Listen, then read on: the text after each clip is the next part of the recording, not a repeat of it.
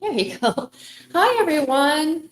Made it 11:02. I thought I was right smack on time. I'm just getting my notes here. I did my little Instagram teaser, which I often forget to do. So, 2 minutes late, not terribly shabby on this Monday morning.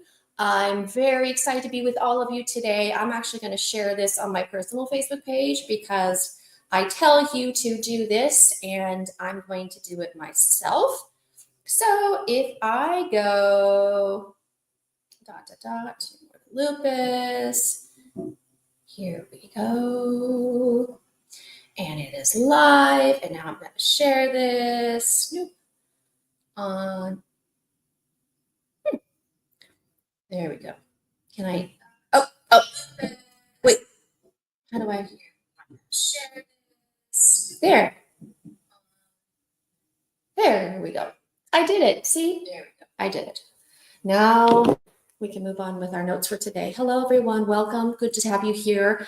As people start to log in, do what I just did. Share this on your personal Facebook page. It's really helpful to get people engaged, to invite people into the fold of our community. And we're going to talk about some great things today. We're going to have a little bit of what I call information, then inspiration, and then I start at the top of the comments, and I'll give you a Lupus Life quote for your week. And I start at the top of the comments, and I work my way down.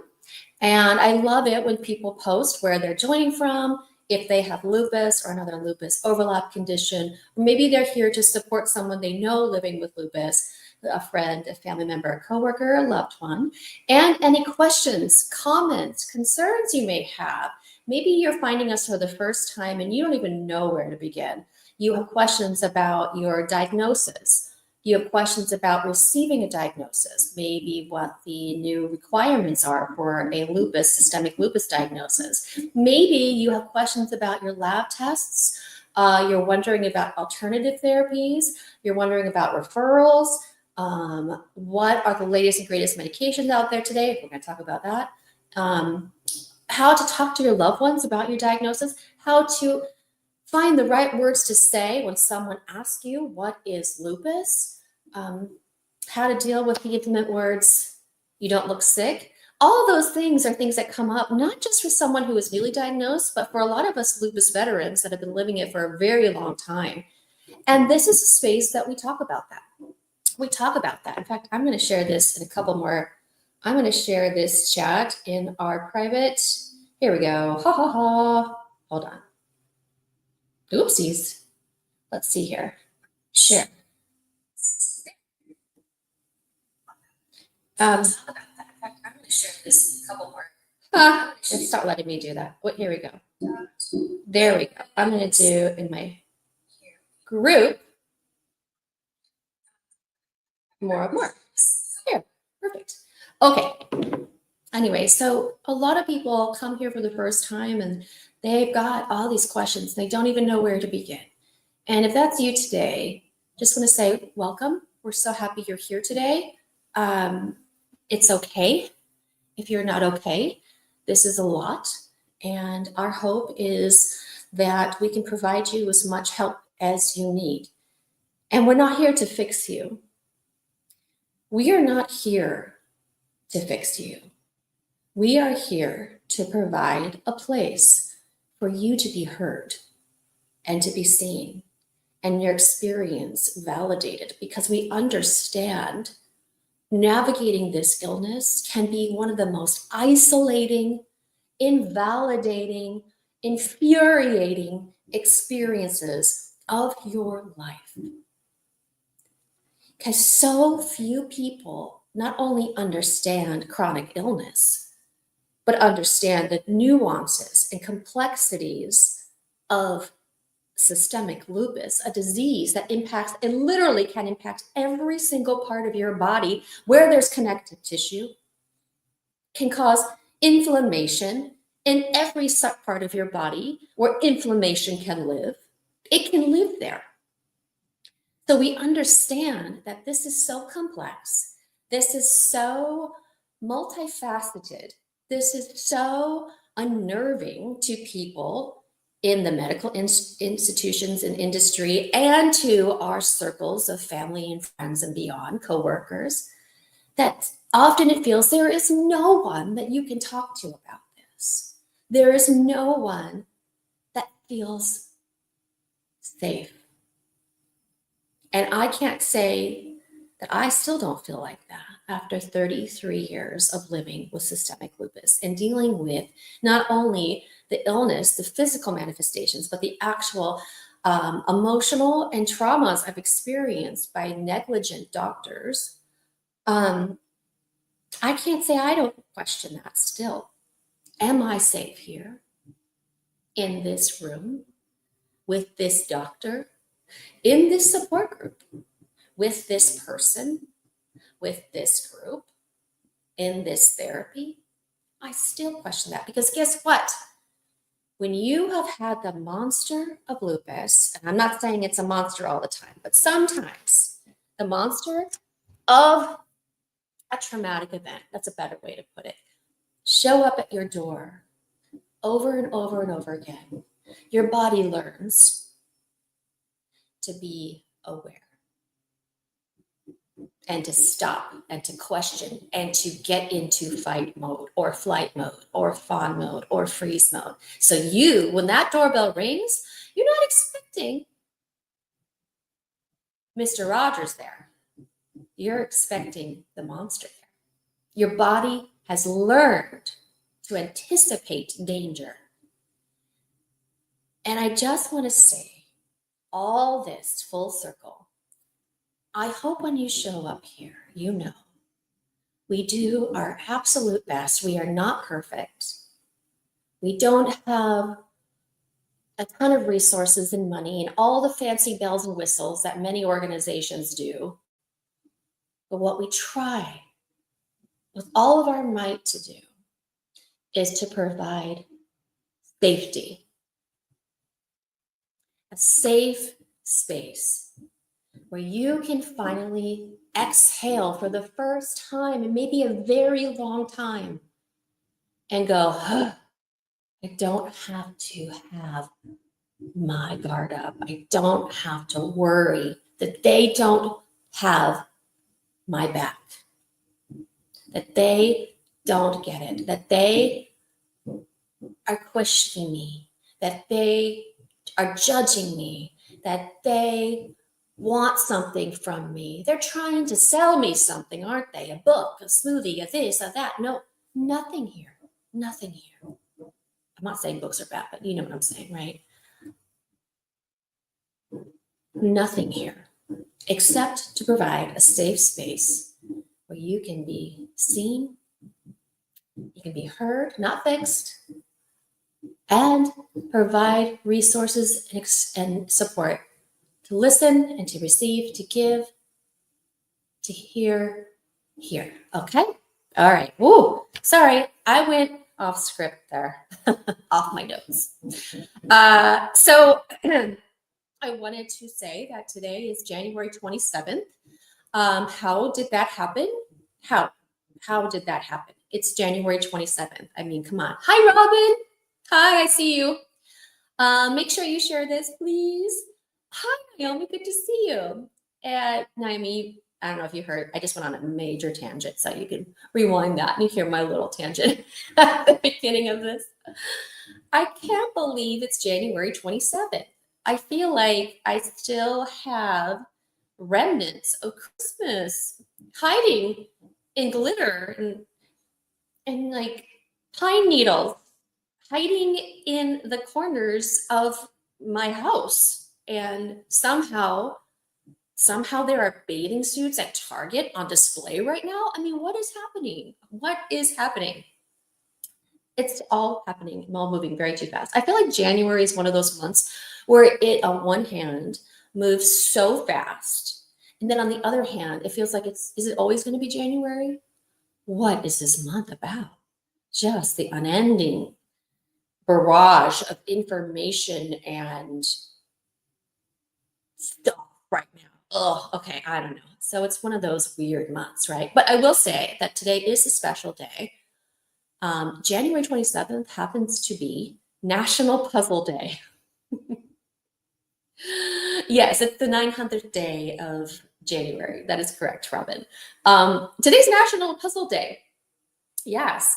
And as silly as that sounds, I actually usually do a post on today and talk about it because puzzles are really, really good for you. I love puzzles. I love puzzles as a kid. I love doing puzzles now if I have the time. I don't really, but my son was a puzzle fanatic for many years. I mean, he couldn't get enough puzzles that he did during his real developmental years, 2, 3-year-old, 4-year-old. He did so many puzzles. And if you have cognitive dysfunction from lupus, which is often referred to as lupus brain fog or brain fog, which, by the way, up to 60% of lupus patients live with cognitive dysfunction and brain fog. Puzzles are a way to help increase mental clarity. You know, our brains are pliable. Our brains are like plastic. They can be molded. We can, with some effort, actually make new neural pathways in our brains. It's called neuroplasticity. So even if you think, and you've heard the term, people don't change, that's actually, people are either commit to not changing, or they don't realize that they can change. But yes, our brains are capable of changing. Our brains can be reformed. It takes work. It takes sometimes cognitive behavioral therapy, regular therapy, doing habits that are good for our brain consistently, and also just self-awareness of things that we know we want to improve upon, dealing with our stuff and making better choices. All of that can actually form new neural pathways, new behaviors. And it's fascinating. So puzzles, back to whole this, puzzles are really good for your brain and can challenge your mind, can help your mental health, and make you sharper. And there are, thankfully, hundreds of puzzle apps that you can actually put on your phone if you don't feel like doing a tangible puzzle. And that can give yourself a cognitive challenge, agility, can test your mental agility. Or if you're just like, I'm sick of looking at a screen, you can do a crossword puzzle, you can do an actual piece puzzle, you can do Sudoku, word searches, all of those things. Here is a little great article that I pulled from. And even can help with trauma, besides cognitive dysfunction from lupus brain fog. There's a trauma therapist that's in this article, and she said, focusing such that your mind is occupied but not excessively challenged is incredibly helpful for people with depression, anxiety, stress, cognitive dysfunction. It actually helps as a little holiday for yourself. Puzzling is a mental workout that stimulates both sides of the brain, so you're bilateral, the left on the more logical side and your right on a more creative side. And it also allows us to relax our minds and enter into a state of meditation. It can ease some of your stress, provide a sense of peace and tranquility. It can lower your blood pressure and your heart rate as well by doing puzzles. It's a low stakes, high reward way to disconnect from devices as well, and reconnect with yourself and your loved ones. If you decide to do a puzzle together, it helps you slow down, open up space in your mind to think about how you're feeling without distractions. And on top of that, you're releasing the hormone dopamine into your brain, which allows you to feel pleasure and satisfaction, as well as the motivation to keep going. So there you go. Happy puzzle day. All right. I love it.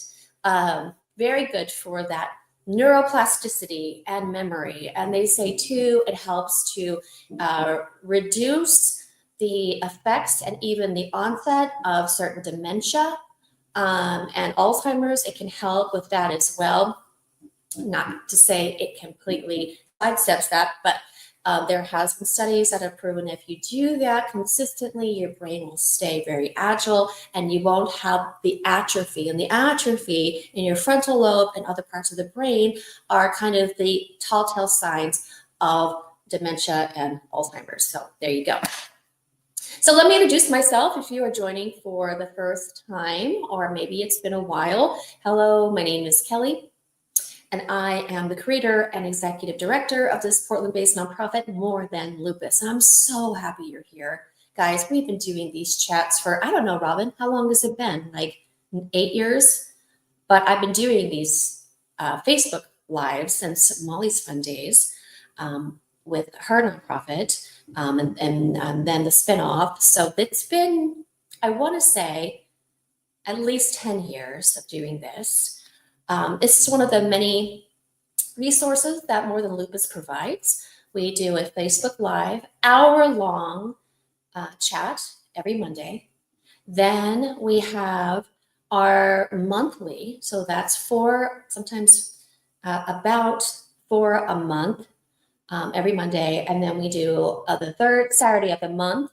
Every month we have a in-person support group that meets in Portland, and then we do a online Zoom. So if you don't live in the Portland metro area, we invite everyone to join our Zoom. We have people from all over the US, and even we've had people from around the world join those chats too. So that's what we do. We also offer online virtual events. We just had one last week with the top rheumatologist and our favorite roomie, Dr. Don Thomas, who wrote the Lupus Encyclopedia. He comes on with us about once a quarter and does a virtual symposium. He also takes time out of his very busy schedule and does our Ask Dr. T weekly infographic where he answers one of your questions. I got mine answered this week, which was on nosebleeds and lupus. And if you have a question for Dr. Thomas, please make sure you let us know. I'm always trying to keep our queue updated. I don't like to repeat too many, but the ones that I know that are popular, I do repeat. And it's information's always changing. So even his posts that he's done in the beginning of COVID with the vaccines and certain things like, do I take my meds? Do I not? All that stuff has been, we kind of have to vet that because information is changing and growing, right? So anyway, I am so thrilled you're here. More Than Lupus has, as I mentioned, a lot of resources, blogs. We have over 100 blogs on our website.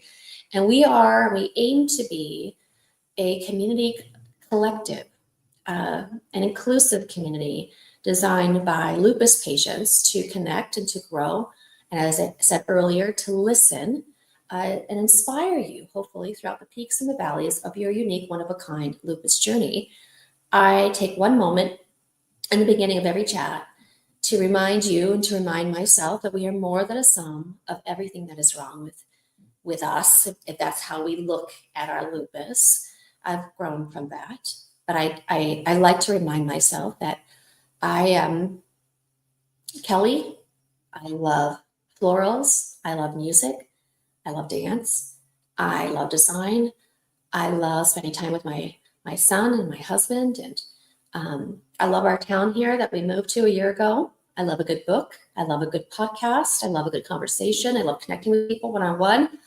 And I am reading this book, Blessed Are the Rest of Us, right now, which is a fabulous book. It's about disability inclusion and how limits and longing make us whole. So good. And oh yeah, I happen to have lived with systemic lupus erythematosus since the age of 11. I'm a pediatric lupus child turned adult. And I have multiple lupus overlap conditions that have led to a life of dozens of hospitalizations and many rounds of intense immunosuppressive therapies.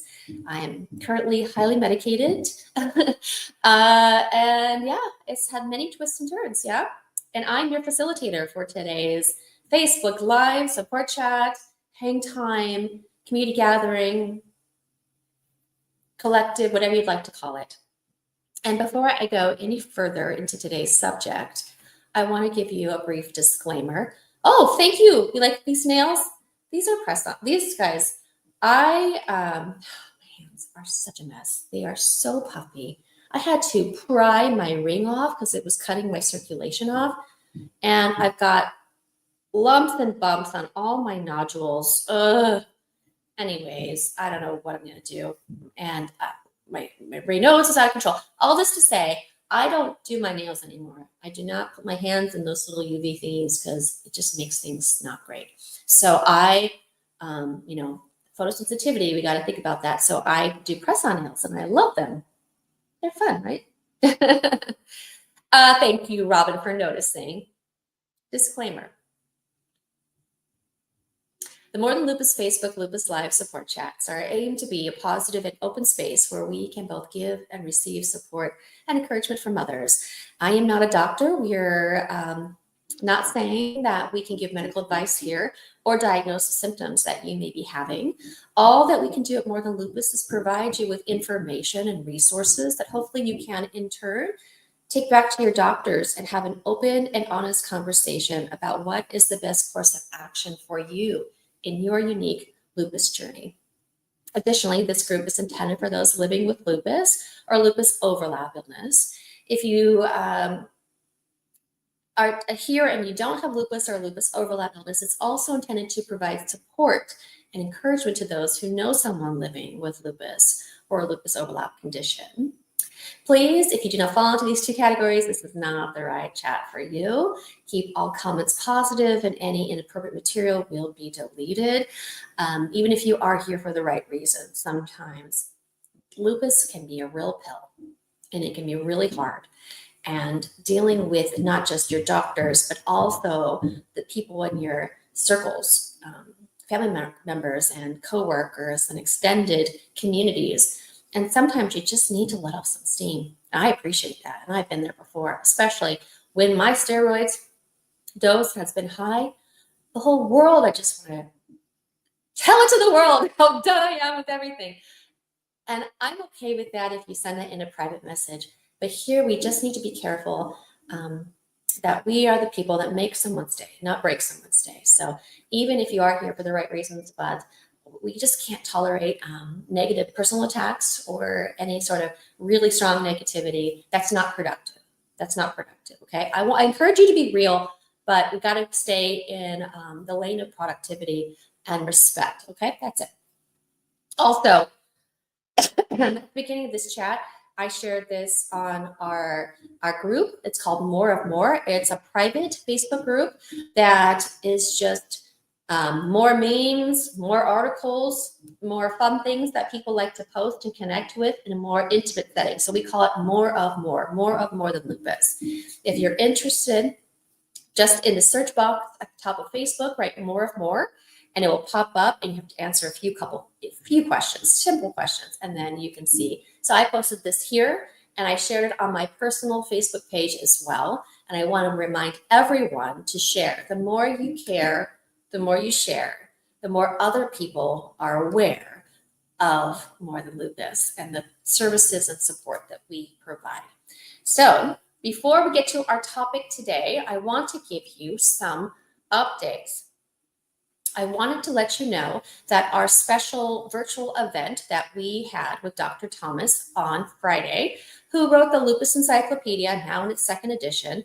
The symposium was called How Lupus Impacts Native, Alaskan, and North American Indigenous Communities, is now up on YouTube. So if you know someone who you're watching right now, I'm assuming on Facebook, maybe on YouTube, it's there on YouTube for you to watch. If you know someone too that maybe does not have Facebook or doesn't like Facebook, people are moving all ways right now with social media. It's kind of in a state of flux.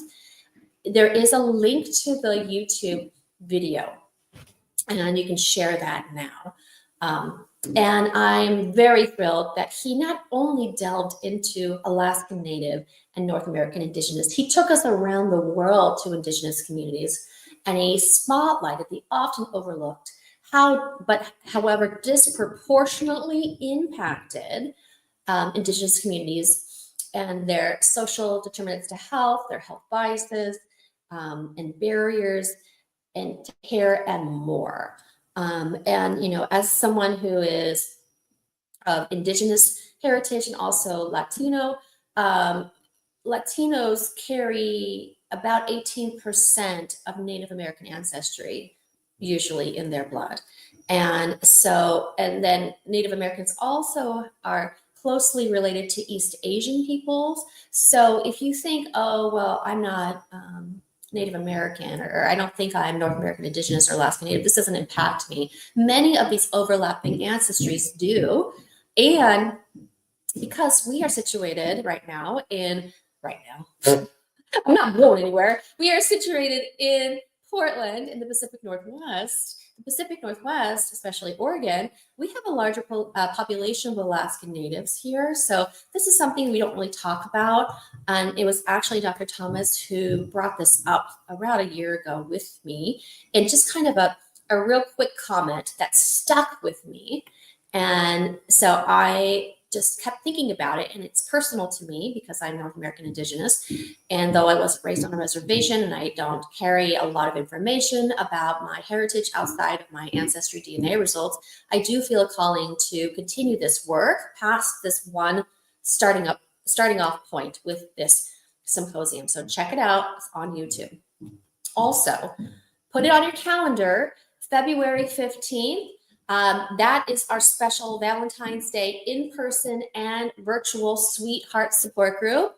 We are continuing the love, staying on the love train. I know the 15th is the day after Valentine's, but we're going to have some Valentine's games, some Valentine's treats, some Valentine's giveaway for the Zoom support group. In person will be at 10 a.m. at Tabor Space, and virtual will be sticking with 3. I feel like 3 is working out okay. And if it is not, let me know, okay? Jill, I know a lot of people on the East Coast, if that's pushing it a little bit too far into dinner time, let me know, okay? All right, guys, let's add a banner and get into today's topic. By the way, we live in a street that is partially developed, and they're building our new neighbor's home right next to us. So if you hear banging and clanging, hopefully it's not too loud. That is what that is. I know this was coming, so I knew that we'd be in for this. It's kind of par for the course when you enter a new neighborhood. But now that it's happening, I'm like, because my office is, they're right there, right over there. Fun. Okay, we're talking about Saphnelo. Let me wet my whistle here with my probiotic.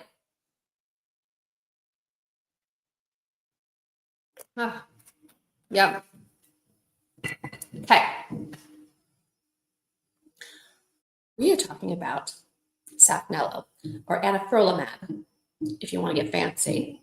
By the way, I wrote about Saphnelo, anifrolumab.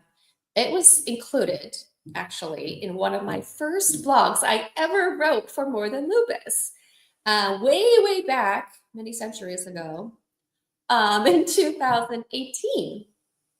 I was looking back, and then I wrote about Saphnelo again in 2020. And when I was at the American College of Rheumatology Summit back in November of 2024, there was some more data and some interesting, just positive information. And anecdotally, we have many people now in our community that are on it, whereas back in 2018, 2020, it was a slow burn. I felt it was a slow burn. So now a lot more people are on it. So I thought I'd revisit this subject, even though I have talked about it. And I'm excited to kind of catch you up on kind of the basics, go back to the basics, but then also some of the data, and just kind of talk about the history and maybe having a conversation with your doctor, whether Saphnelo is the right treatment for you. So Saphnelo is one of the few medications that was designed specifically to treat systemic lupus. We only have a few that are FDA approved. Everything else that is used to treat lupus is considered off-label, which means that it is approved by the FDA to treat something, but not to treat lupus. But it can be used as a supplement, or not a supplement, but an add-on to a therapy regime.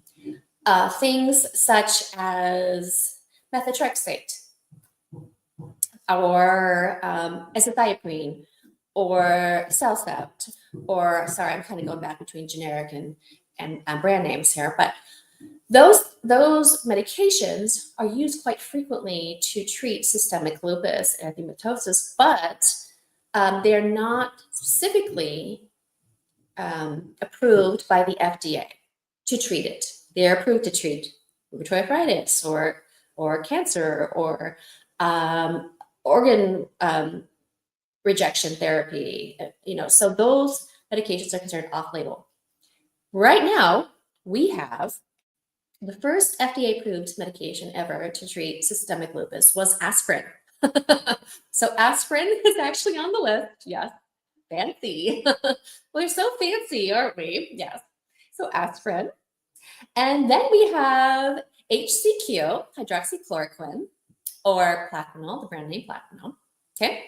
And then we have corticosteroids, which includes all those lovely, lovely medications you're most likely known to have been prescribed or have been on prednisone, right? Or Decadron or Solumedrol, whatever. Okay. Or corticosteroids that are injected into your joints, whatever. Okay. Then after that, so we had only those three for a very long time.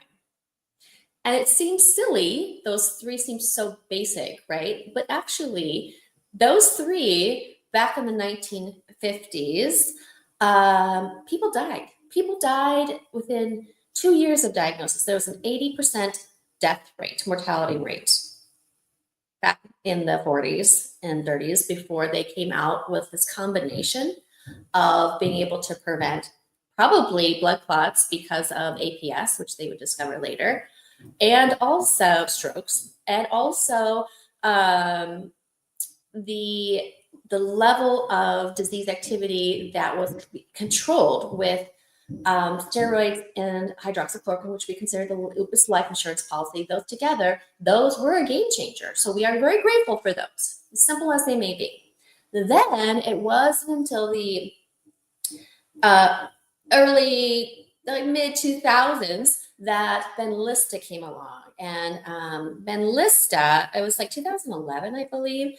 That was the first monoclonal antibody, the only medication ever, Benlysta, that specifically was targeted, studied, and developed for systemic lupus. And scientists have been investigating their time and their focus on new treatments since that time for systemic lupus and lupus nephritis. And now we have Saphnelo for systemic lupus, and we have lupus for voclosporin, that's the brand name, for lupus nephritis. And Benlysta was also approved for lupus nephritis. So we've got two new medications for lupus nephritis and Saphnelo for systemic lupus.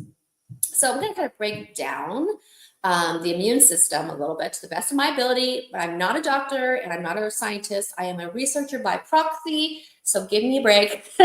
Show me some grace. I'm doing my best. If I get it wrong, please. I know we've got a few medical people on here, so please feel free to correct me. So lupus.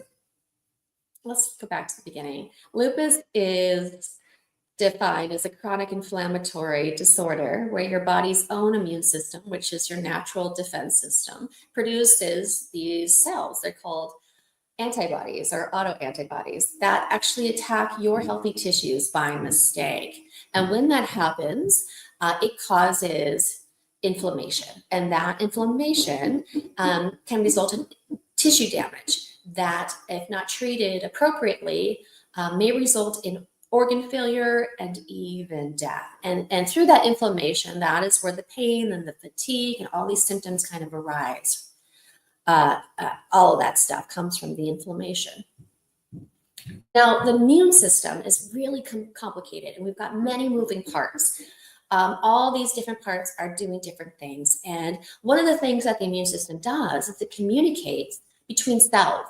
Between your cells is a constant going on, informing each cell which cells are safe and which cells are not safe, and are invaders like viruses and foreign objects and bacteria entering your body, and the cells are talking to each other and relay these messages, and these cells are called interferons.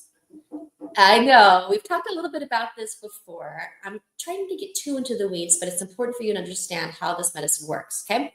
Sometimes you will hear IFNs, that's interferons for short.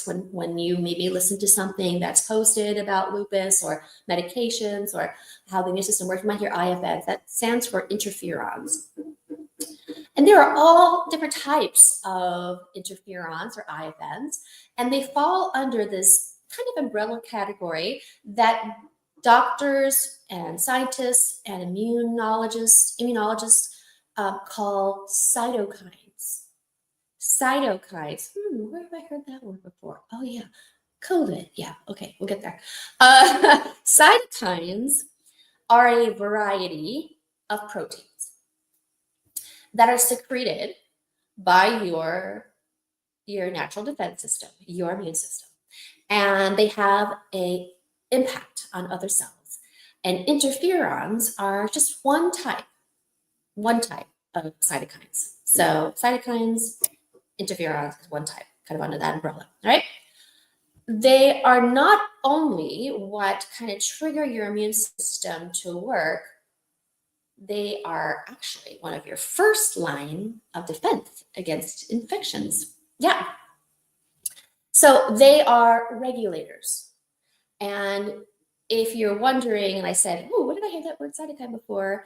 So cytokines were on display during the whole COVID-19 global pandemic, when people who had aggressive COVID, they had an inflammatory response, and they were calling it what?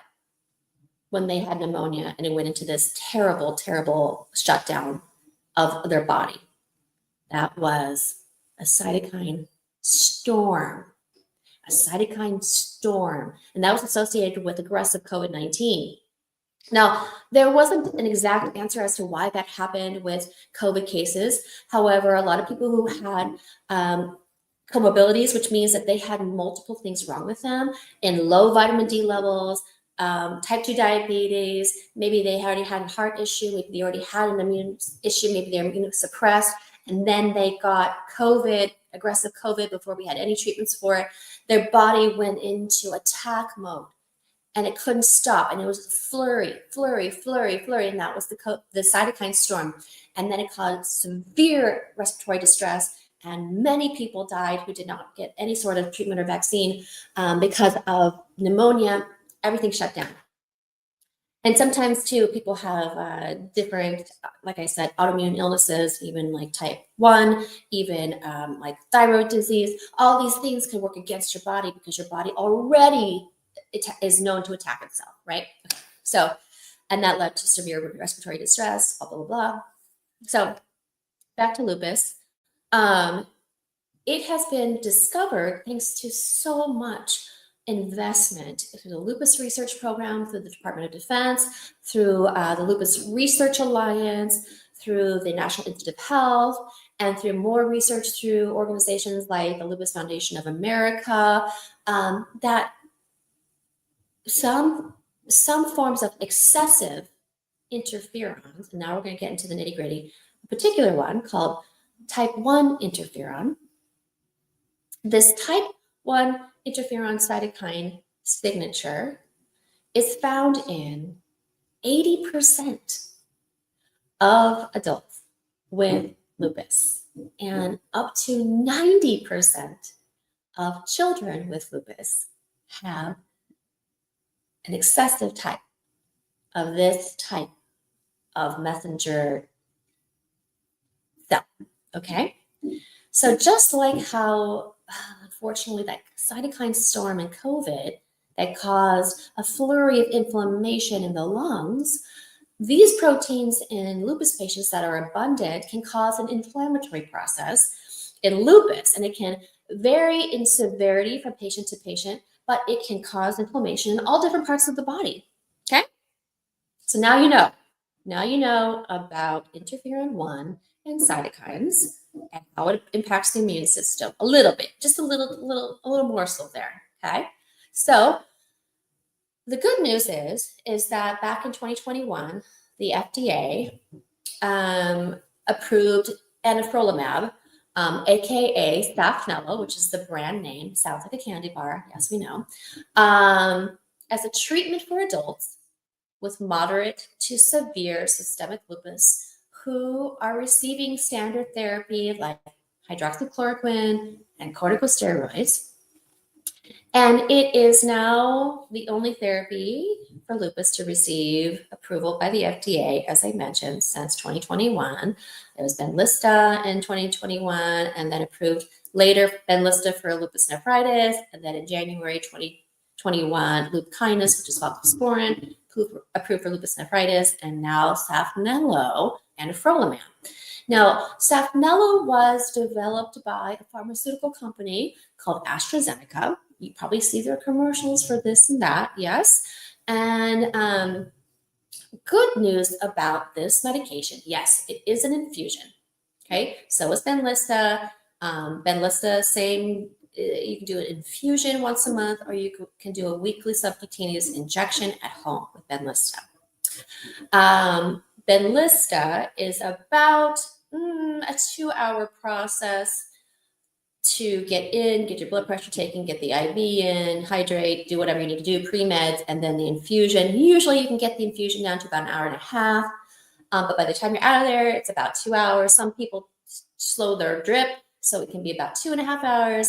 So it's kind of, it's kind of a process for Benlysta. Now, Saphnelo, the first infusion,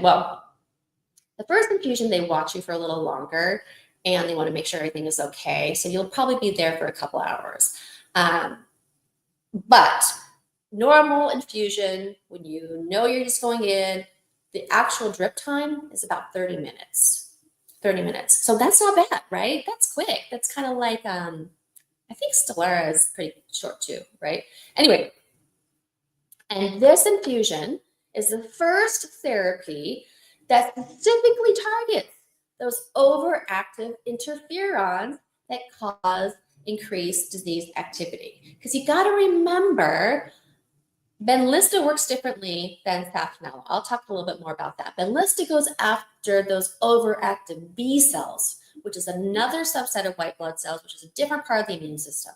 So this is like going and trying to treat your overactive immunity by a different avenue, because we've got lots of different things happening. And some people need more attention to those B cells, and some people need more attention to those overactive interferons, because the heterogeneity of this illness is so unique between each person that some of their DNA expresses a certain way and also responds to medications a certain way, and others do not. So this is a good option for people who do not feel Benlysta is the right medication for them. So in clinical trials, Saphnelo showed benefits for overall lupus disease manifestations, including skin. Now, there's not a ton of stuff out there for those that are living with lupus where they have, in addition to systemic lupus, they have discoid lupus or cutaneous lupus, scarring, non-scarring, whatever the case may be. Or maybe you first had discoid lupus and then had SLE, but you have a lot of skin involvement, a lot of photosensitivity, a lot of ulcers, a lot of sores, a lot of lesions. This medication is being shown to be helpful for those that have that as their main problem. Also, joint involvement, which is kind of making me go, maybe I should switch because I'm really struggling with my fingers. So that could be, if you just don't like or having trouble with methotrexate, and you just didn't feel that maybe Benlysta helped with some of your side effects or some of your disease effects, but not all, maybe this might be what you need. It also displayed the ability to allow patients to taper down off steroids, which is what we all want, right? Yes. And saw improvement rather quickly, like as little as 2 months. And some people say in a few weeks, they actually feel, oh gosh, I kind of feel a little bit better now. I mean, it works a lot faster than a lot of these traditional immunosuppressive therapies and even the monoclonal therapies. Yeah. So, so this is good news, and it's exciting, and there is no harsh changes in anything you need to do prior to starting Saphnelo, which is not the case with some of these CAR T therapies that they are suggesting in the market down the pipeline, which some it's a full immune ablation off all meds, and that is not the case with Saphnelo. But with every new therapy, there are things that you need to know and that you need to talk to your doctor about. Saphnelo is just now being studied in combination with other biologic therapies in trials. So as of right now, you can't be on both. You can't be on Benlysta and Saphnelo for now.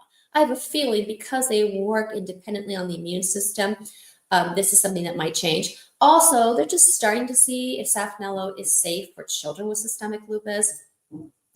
And also, if it's safe for people who have severe lupus nephritis or severe active central nervous system lupus. So there's a lot more research to be delved into regarding all these overlap types of lupus, and will they be okay with that? Obviously, this is going to take a lot of long-term data. However, the main side effect for people that experienced in the trials was cold-like symptoms. And that can even happen with a little bit like with Benlysta too, a runny nose, a scratchy throat. Additionally, a few patients did contract shingles. However, they were not in the first studies were not serious enough for them to stop therapy and withdraw from the trial. But the question on everybody's mind, I'm sure, is, is shingles, is that gonna, that's awful. No one wants to get shingles. And so what they are doing is they're having patients get the shingles shot, a series of a few shots. I know it's never pleasant to get a shot, a vaccine. However, is far less worse than getting shingles and any nerve damage from that. So you get your shingle shot, you talk to your doctor about that, and then you start the therapy. And hopefully that just takes care of that question of whether shingles is even to be concerned about. Now, I'm sure everybody wants to know how expensive this is. Now, AstraZeneca, they have a patient program similar to the Benlysta Cares program. And so there's that piece of the puzzle. And also, too, if you are aware, there is this process that insurance companies love to put patients through that can be quite infuriating, but it's called, let's just call it spade a spade. It's called the try and fail method. It's called step therapy. And what they want you to do is they want you to try and fail all these other more accessible, less expensive medications before you actually get the medication that your doctor wants you to be on, that was studied for your illness, like Benlysta or now Saphnelo. So you may have to go through, or you may have to prove that you tried and didn't do well on maybe azathioprine or methotrexate, or maybe you had a reaction to Benlysta, or you didn't feel Benlysta was the right medication for you, and then be able to get Saphnelo. I'm curious to see, because I have not submitted to get approved for Saphnelo yet. I'm curious to see how hard it was to get approved for Saphnelo. For any of you watching right now, I would love to know. And if you were able to apply for any sort of copay program.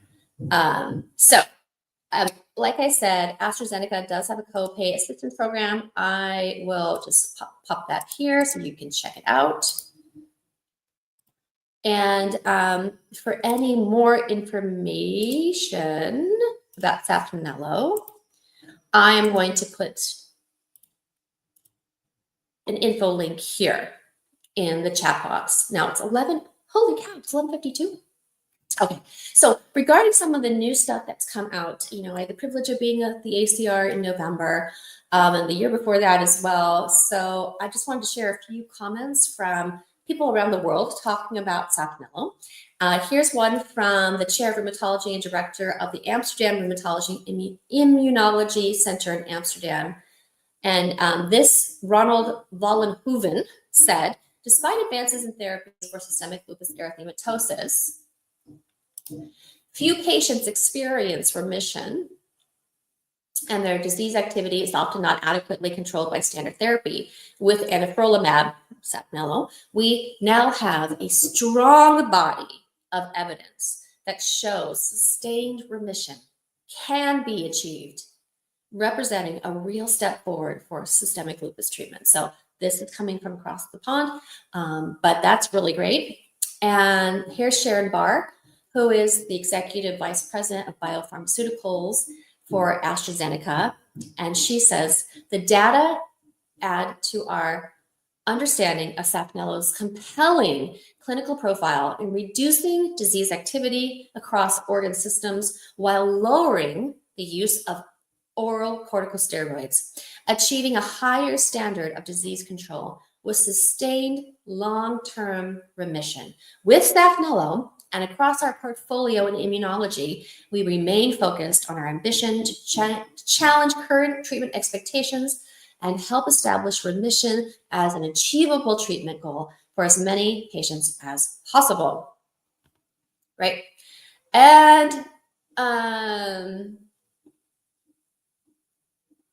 also, I read on the NIH website that Saphnelo was able to achieve remission or lower disease activity, preserve renal function, and reduce flares and organ damage. Saphnelo demonstrates higher rates of remission in patients with systemic lupus to standard therapy alone over a 4-year period. And that was another study that I pulled from as well. That's here. Anyway, so a lot of really compelling information to continue to look into this and to ask your doctor. I cannot tell you that Saphnelo is the right treatment for you, but I can I can present you with information that hopefully you can take to your doctors and have an open and honest conversation. It's another tool in the toolbox. Is it right for everyone? No. But could it be right for you? Potentially. As I said, I'm not a medical professional and I don't know the nuances of your medical history. But this is exciting. And if someone said to me today, hey, I don't think that Benlysta is doing what it needs to do. I'm going to go have my labs done tomorrow. So I'll see where I'm at, right? If someone said to me, my rheumatologist, I don't think Benlysta is doing what it should be doing. I think we should switch to Saphnelo. Guys, I don't think I would hesitate. I'd go for it. I'd get my shingle shot and I'd go for it. I would. Now, if someone said to me, hey, have you heard about CAR T? Let's do that. I would think about that one. Not because I'm not excited about the potential long-term symptom remission, but what you have to go through in order to prep your body for CAR-T in its many forms is a heck of a lot more scary, and a lot more entailed, a lot more complicated than this 30-minute infusion once a month. Not so shabby. Yeah. So anyway, there you go. I'm going to do your live quote. I'm going to say hi to some people, and then that is it for today, guys. We really, man, I talked the entire time. That went by fast. Okay, today I'm doing a Rupi, I think you say Kaur. Is that how you say her last name? Naomi, you're a poet. You probably know better than I do. I read this person's beautiful poetry often, and I still question if I say their last name correctly. So this is what they said. How you love yourself is how you teach others to love you. How you love yourself is how you teach others to love you. Oof. I think about that a lot with our son and showing him, when I keep certain boundaries. The funny story. I like to make my yes be yes and my no be no. And keeping boundaries is something I've learned that's important to me, and something that, in order for someone to know and take you serious, you have to say what you mean and mean what you say. So if there's a boundary, I will say to my son, to my husband, to people around me, I said this or I did this. Please respect my boundary. Right? And I say it out of love, because being clear is being kind, right? Well, not too long ago, my son was not wanting to eat. I think he was not wanting to eat his dinner or something like that. Normal, kid pushback, trying to show autonomy, yada, yada. And I said something like, "Hun, let's have a few more bites." And he's like, "I'm done." And I said, "Let's have a few more bites, and then we can have a treat." And then he said, "Respect my boundary." So he used it against me. And then my husband was like, "Why did you teach him to say that?" And I was like, "I didn't teach him to say that, but he saw me keeping my boundaries." So it was kind of funny. Kind of funny, right? But how you love yourself is how you teach others to love you.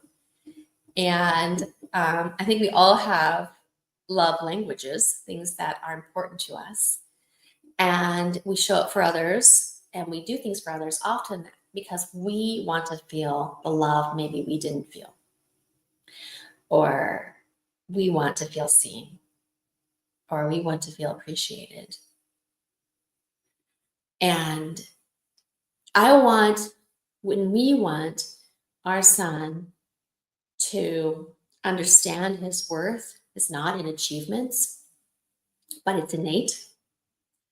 And that when he makes a decision, like, I don't know, not reading the correct book for his book report, and then he has to start over again, and then he's a little bit behind, he feels that decision and the weight of maybe I should have done what my mom said to do or my teacher said to do in the first place. And now I have to feel that weight and carry that and learn from that mistake. Those are things that are important. Or like this morning, I grabbed a bunch of stuff out of the car and I put it on the ground in our garage on our way to church yesterday. And I forgot to put the stuff away. Well, one of the things that I grabbed out of the car was his black belt, his second-degree black belt, which is very important to him, which, he worked very hard for. And when he saw it on the ground, he's like, "Look, black belt's on the ground." And it was like a sign of disrespect. And he was upset, saying, "Mom, how could you put it on the ground?" I said, "You know what?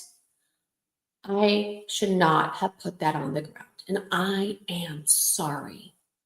How about next time you bring your black belt into the house when it's when you take it off in the back seat.